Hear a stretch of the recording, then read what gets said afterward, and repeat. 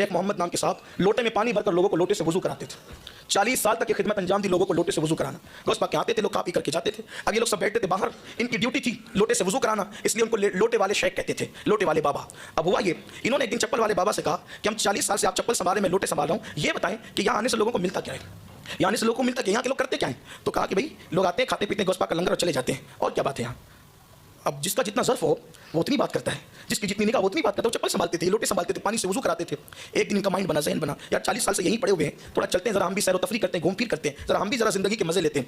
2 लोग आए, इन्होंने इत्तला दिए बगैर दोनों को कहा कि हम आपके साथ चलने के लिए तैयार हैं। उनको पता नहीं था ये गौस पाक के नौकर हैं और गौस पाक की चौखट पे लोगों को वजू कराते हैं, उनको खबर नहीं थी। वो दोनों वली थे, और कौन से वली? अख्ताब थे, अख्ताब कुतुब थे वो। और कुतुब वो होता है जिसको अल्लाह ताला उसके शहर का निजाम संभालने की ड्यूटी अता करता है। ये अख्ताब की किस्म, औलिया अल्लाह की कई किस्में, एक किस्म उसमें से कुतुब है। ये दोनों कुतुब थे। इन्होंने लोटे वाले शाह को साथ लिया और साथ लेकर के चले। अब गौस पाक यहाँ तो बड़ी नजाकत से पलते थे, क्योंकि लंगर 24 घंटा जारी रहता था, बड़े नाजों से पले हुए थे, खाते पीते थे। थोड़ी दूर चले तो भूख लगी, उन्होंने दोनों कुतुब से कहा हमें भूख लगी है, कम खाने पीने वाले लोग नहीं है, चलना हो तो चलो वरना वापस जाओ या रुक जाओ। तो इनको एहसास हुआ कि अब थोड़ी देर तो चल चुके, चलना चाहिए। 24 घंटे चले, फिर कहा भूख बहुत लगी है, रहम करो। तो उन्होंने मुसल्ला बिछाया, एक साहब ने 2 रकअत नमाज पढ़ी, और जब 2 रकअत नमाज पढ़ी तो दुआ की। दुआ के बाद आसमान से दस्तरखान आया और तीनों ने मिलकर खाना खाया, सैर हो गए। खाना आया तो नींद आई, पेट भरा तो नींद आई, कहा थोड़ी देर सो ले, काम सोने वाले लोग नहीं है, चलना हो तो चलो वरना रुको। मजबूरन चल पड़े। फिर 24 घंटे चलते चलते गुजरे, कहा भूख अब बर्दाश्त नहीं होती। दूसरे साहब ने मुसल्ला बिछाया, 2 रकअत नमाज पढ़ी, दुआ की, दस्तरखान आसमान से जमीन पे आया, तीनों ने खाया, फिर चल पड़े। 24 घंटा चले तो कहा भूख लगी, कहा परसों उन्होंने किया, कल हमने किया, आज तुम्हारी बारी है। कहा भाई मैं तो कोई पढ़ा लिखा आदमी नहीं, कोई बहुत इबादत गुजार इंसान नहीं, मुझे तो कुछ आता नहीं, दुआ करना भी सही से नहीं आती, मैं क्या दुआ करूंगा। कहा या दुआ करो या मरो, भूखे रहना है तो भूखे रहो, या तो अगर खाना है तो दुआ करनी पड़ेगी, मरता क्या ना करता। इन्होंने मुसल्ला बिछाया, 2 रकअत नमाज पढ़ी शेख मोहम्मद लोटे वाले शाह ने, और उसके बाद जब दुआ की तो उन दोनों की दुआ पर एक दस्तरखान आया था, लेकिन इन्होंने दुआ की तो 2 दस्तरखान आए।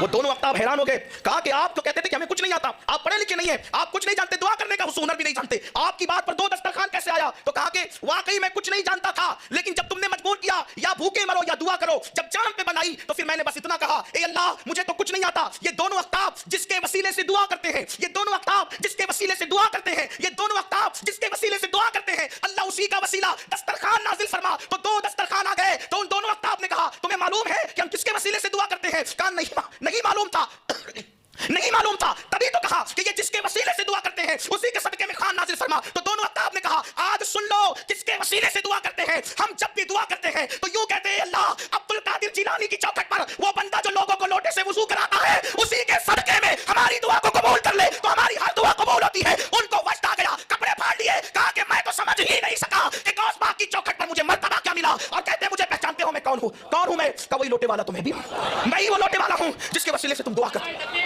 जिसकी चौखट पर बेहुनर बैठे तो कुतुब उनके वसीले से दुआ करें, जिसकी चौखट के बेहुनरों की ये शान है तो अब्दुल कादिर जिलानी की शान का आलम क्या।